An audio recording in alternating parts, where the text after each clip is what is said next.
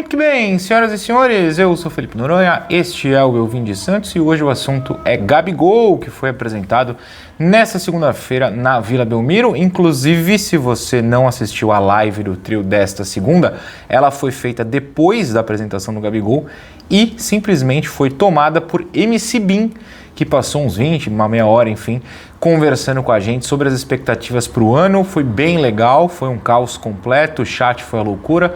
Então, se você não viu a live, porque não foi no horário convencional, recomendo muito que você veja pelo menos o trecho com o MC Bin, que foi muito divertido.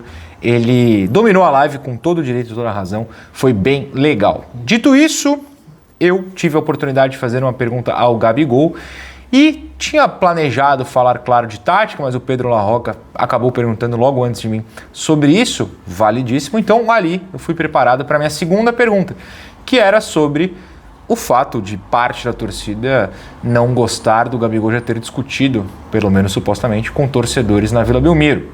Além disso, durante o seu próprio discurso de apresentação, logo depois do Marcelo Teixeira, o Gabigol citou que há 6 meses, na verdade ele fala desde o meio do ano, ele já tinha avisado ao Cruzeiro que gostaria de vir para o Santos. Então eu pesquei essa parte e incluí na minha pergunta. Então eu vou falar sobre esses dois assuntos aqui, vamos abordar a minha pergunta, até porque da questão tática a gente vai falar muito, principalmente a partir de sábado, quando ele vai jogar. Ele disse que se o Vojvoda escalar, ele está pronto, então não vejo motivo para ele não atuar. Vou colocar aqui o trecho que, claro, peguei lá na Santos TV e depois eu volto para comentar. Gabigol, boa tarde. Felipe Noronha, Eu Vim de Santos. Você comentou agora há pouco sobre, desde o meio do ano no Cruzeiro, o presidente, o dono da SAF, enfim, ter conhecimento do seu desejo de voltar. Eu queria que, se você puder, se alongasse um pouco nisso. Como é que você chegou no meio do ano, já tinha sentido que não estava encaixado no Cruzeiro? Como é que você falou essa coisa para ele? E acrescentando, você respondeu ao Felipe, salvo engano, sobre ter problema, entre aspas, com uma pessoa numa provocação, uma resposta em jogos contra o Santos. Você poderia falar quem é? Eu não sei quem que é. Ah, perfeito. Quem?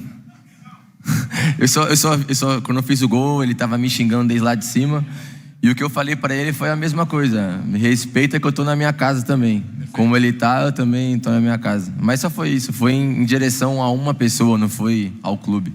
Perfeito. Então, e fico com a primeira parte sobre o presidente do Cruzeiro. Não, acho que era sabido de todo mundo que eu queria ter mais minutos, que eu queria demonstrar meu futebol. E aí eu entrei nesse assunto da questão tática, uma questão totalmente diferente. Mas ele sabia disso muito antes do final do ano. E como todo mundo sabe, eu sempre quis voltar e achei que esse era o momento certo, junto com o presidente que praticamente cuidou de mim quando eu era criança. E as coisas foram acontecendo. Quando a gente veio jogar aqui contra o Santos, dei camisa para todo mundo, mostrei a cidade para eles, todos gostaram bastante. O Pedrinho ontem mesmo me mandou mensagem, disse que está muito feliz por mim, que entende esse momento de estar mais perto da família, de ter mais minutos. E entre outras pessoas, o Leonardo Jardim também, a gente conversou hoje de manhã. Então, o Caio Jorge me ligou hoje, o pessoal do Cruzeiro, todos felizes por mim. E como eu falei, era um desejo meu, ele sabia disso, só teria um lugar para mim sair do Cruzeiro, que era o Santos. Sobre a parte do Cruzeiro, eu gostaria de dizer uma coisa que é a seguinte: fica muito claro, e eu não sei se ele queria esconder e acabou soltando sem querer, ou enfim, que, por exemplo, quando ele joga na Vila contra o Santos na última rodada, em dezembro, ele já sabia. Se você assistiu ao meu vídeo Santos contrata Gabigol da semana passada, você vê que eu comentei que teve a conversa, uma brincadeira que eu fiz com um cara que estava atrás de mim, estava xingando o Gabigol, eu falei, sabe, daqui a um mês ele está na Vila, né? Ele falou, não sei, eu sei. E era muito óbvio que ele não estava respondendo às provocações da torcida, algo que ele disse que faz, né? Nessa coletiva, mas ele falou, se me xingam, por que não responder? Né? Não xingando, mas responder à provocação, é normal.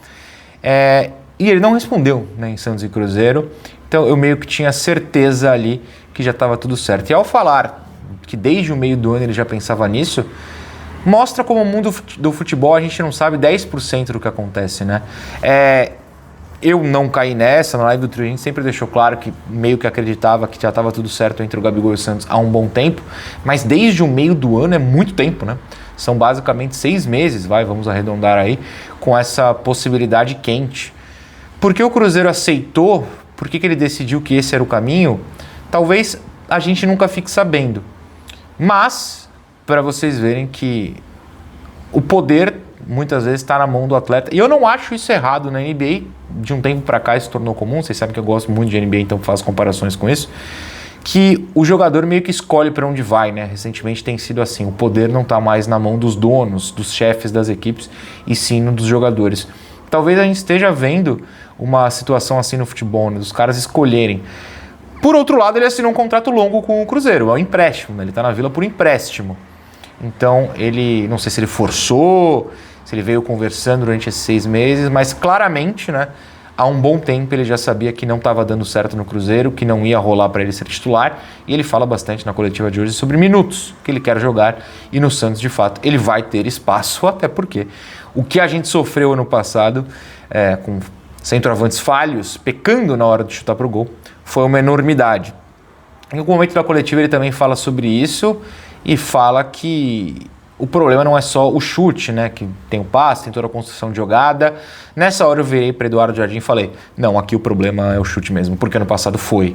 Então é muito por isso que eu acho que o Gabigol tem tudo para dar certo aqui, não sei em que nível, mas nos levar para alguns patamares acima do que foi o de 2025, porque em 2025 a bola chegou aos centroavantes. O Tiquinho tem compilado de gols perdidos, o Lautaro tem compilado de gols perdidos, o Tassiano tem compilado de gols perdidos. Assim, o Guilherme tem compilado de gols perdidos, não é centroavante, mas enfim. O próprio Barreal tem gols perdidos. Assim, todo mundo no Santos teve uma enormidade de chances claras desperdiçadas. Eu acho que o Gabigol é muito melhor que todos esses citados, pelo menos na finalização. E se o time continuar produzindo como produziu, é muito o que eu falava do Roleiser. Por um bom período de tempo eu falei isso do Roleiser. O Roleiser na planilha ele tem, 0 gols, 0 assistências. Mas se você pega os gols que os caras perdem em passe dele, ele teria uma planilha muito mais agradável ao nosso olhar. Eu acho que o Gabigol ocupa esse espaço. Agora, sobre a parte da provocação com a torcida, que era a parte principal, vocês viram aí no vídeo e assistiram ao vivo, claro, caso estivessem ligados na Santos TV, que ele nem deixa eu acabar a pergunta e não de forma mal educada. A resposta estava ali, né? Tipo, eu não sei quem era. E, de novo, eu brinco muito na live do trio, que a gente acaba indo por esse caminho, que às vezes parece que eu sou advogado do Gabigol, mas era brincadeira. E longe de mim isso. Mas nesse caso em específico, das respostas aos supostos torcedores do Santos e ele brigando com gente na Vila, pra mim sempre foi muito claro, eu sempre falei isso em vídeo pra vocês, e agora me fugiu se eu falei num vídeo Santos contratar Gabigol, mas eu acho que eu falei, que aquela comemoração dele pelo Flamengo, indo lá e fazendo muque, claramente olhando pra alguém na arquibancada, não era para torcedores em si do Santos. Primeiro porque era um jogo da pandemia, não tinha torcida no estádio. Segundo porque se tinha alguém no estádio só podia ser dirigente. Então, talvez ele de fato tenha sido sincero, não saiba quem era a pessoa que gritou lá na coletiva, e de verdade eu não consegui entender, e acho que nem o Gabigol entendeu, grita um nome, talvez fosse essa pessoa, tinha alguém que não deveria estar lá xingando, e aí ele foi lá no 1-1, né, e respondeu. Nunca foi contra a torcida do Santos em si. Então, nesse ponto, eu acho que é importante ele esclarecer ou falar a verdade dele, enfim. Era um assunto que eu gostaria que fosse abordado nessa coletiva e tive a oportunidade de eu mesmo trazê-lo, porque ele pode ir mal, ele pode ter em off, como dizem, né, ou por trás, fora das câmeras, ter falado algo do Santos, da torcida do Santos, não sei, jamais saberemos, não convivemos com ele. Mas aquelas supostas brigas no gramado, na Vila, sempre foi, isso eu sempre banquei em específico contra pessoas xingando ali no 1 contra 1 e não ele respondendo a toda a torcida. Ao caso da tatuagem em 2019 é a mesma coisa, eu sempre falei, ali no Portão 17 alguém falou alguma coisa e cara, na Vila dá pra ouvir. Na Vila você ouve o que te gritam, assim, pra quem tá lá sempre sabe.